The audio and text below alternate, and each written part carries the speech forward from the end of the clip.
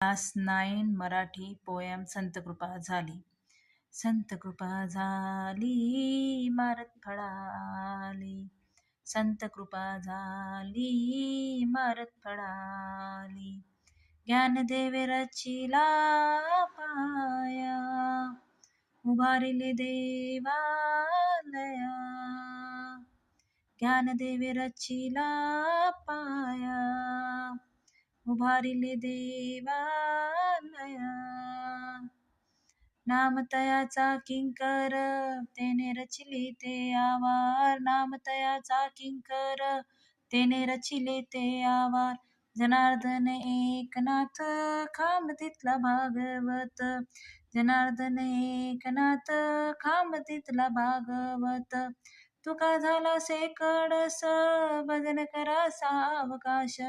तुका झाला सेकडस भजन करा सावकाश. बहिणी म्हणे फडकती ध्वजा निरूपणा केले बाजा. बहिणी म्हणे फडकती ध्वजा निरूपणा केले बोजा.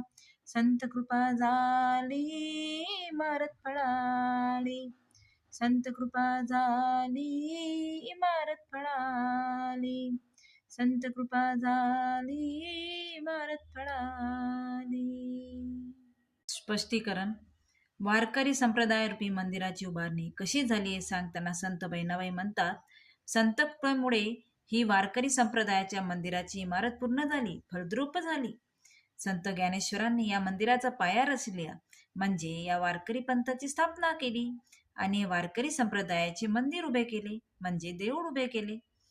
संत नामदेव या मंदिराच्या भिंतीचे दगड झाले. त्यांच्या संत कार्यामुळे देवालयाचा गाभारा रचला गेला. जनार्दन स्वामीचे शिष्य संत एकनाथ यांनी या मंदिराला भागवत रूपी म्हणजे भागवत हा ग्रंथ भक्कम खांब दिला. त्यांनी या मंदिराचा डोलारा पेलला. संत तुकारामांनी तर या देवळाला कळस चढवला. त्यांचे कार्य उत्तुंग ठरले. या मंदिरात विठ्ठलाचे भजन सावकाश म्हणा, म्हणजे भक्तिभावाने या मंदिराची पूजा करा.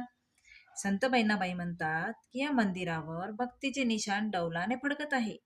या मंदिराचे विवरण मी भक्तिभावाने केले आहे. कळस चढवणारे संत तुकाराम, खांब होणारे संत एकनाथ, पाया रचणारे संत ज्ञानेश्वर, भिंती उभारणारे संत नामदेव. कंसातील उत्तराच्या आधाराने संकल्पना स्पष्ट करा. पाया रचणे, वारकरी संप्रदायाची स्थापना करणे. आवार रचणे, परिसर प्रचाराने व्यापक करणे. खांब होणे, संप्रदायाला गुरुकृपेने बळकट करणे. कळस चढवणे, वैभवापर्यंत पोहोचवणे.